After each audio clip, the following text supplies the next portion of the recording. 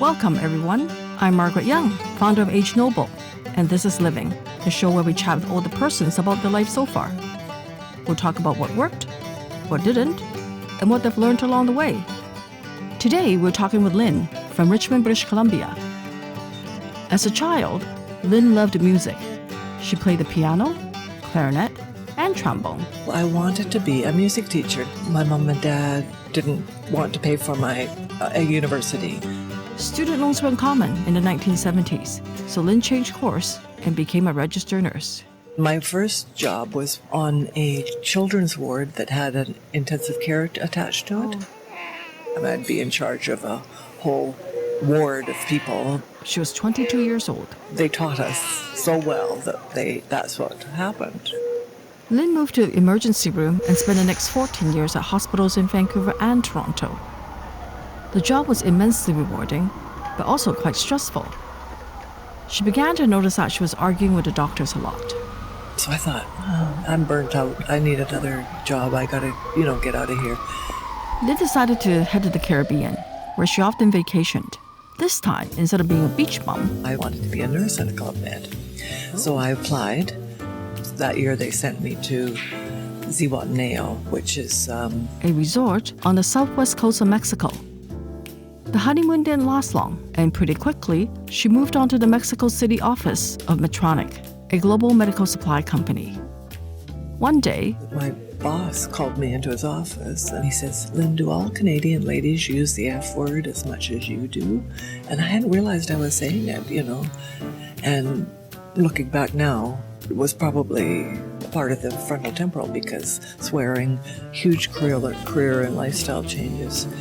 And so I tried to stop. I started using the word jeepers instead, and they started calling me Jeepers Jackson because I used that word a lot, but it was better than the F word.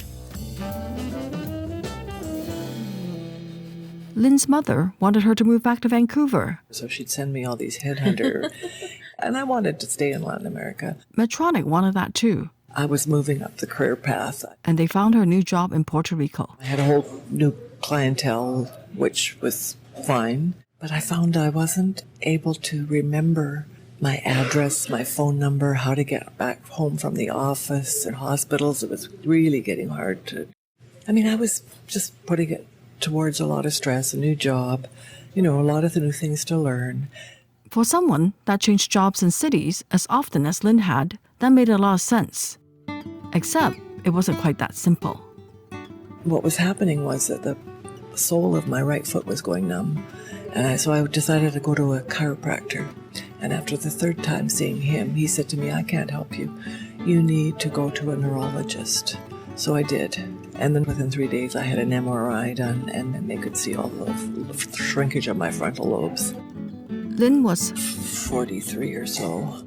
She kept working for another year in Puerto Rico before realizing she needed to move back to Vancouver to be with my mom and dad so they could look after me.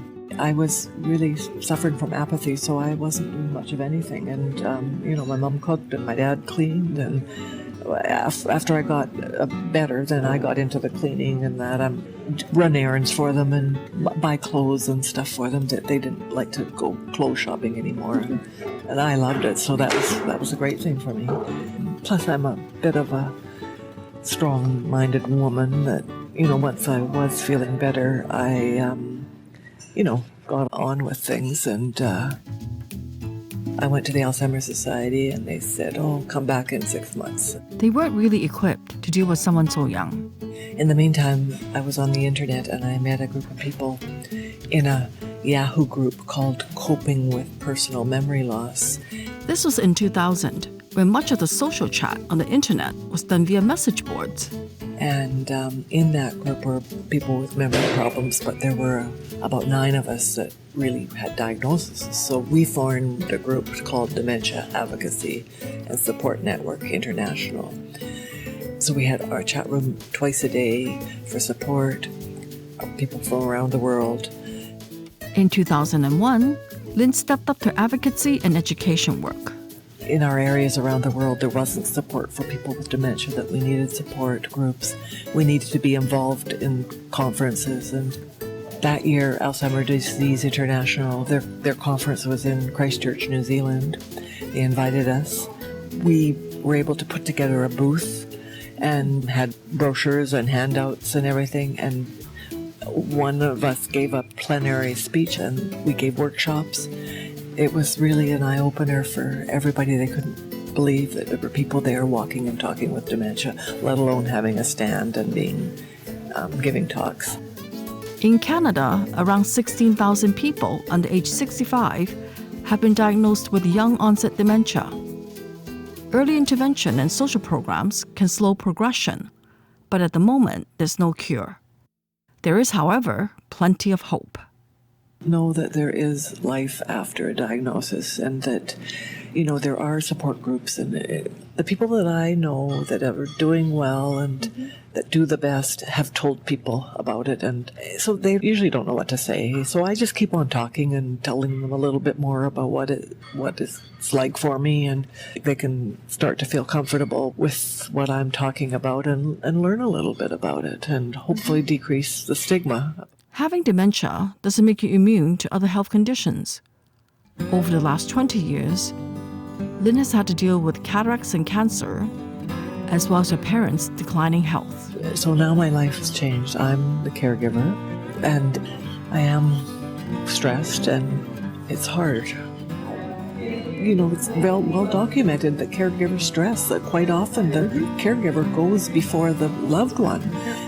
Caregivers are far more likely to become depressed or have autoimmune diseases. Making time to care for yourself is vital. Try to be active with your friends, if it's just phone calls or shorter visit. Go on your vacations with your loved one. Get them into a respite or with family to stay and go and have your time off, because it's really important to have free time. What I find helps for me is to have sort of big goals, and then if those don't work out, to have some smaller ones that might work out in between. It's not always wonderful. I have my down days, but I just know that when I do have my down days, that after a few of them, things will get better again. And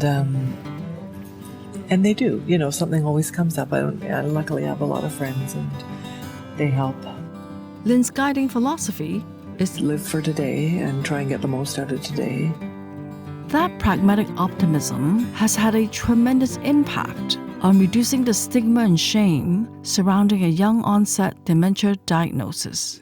It's been really heartwarming in that I think that I have been more help to people, helping them with accepting and living with a diagnosis of dementia than I did being an emergency room nurse, where, obviously I was key to the team of saving a lot of lives.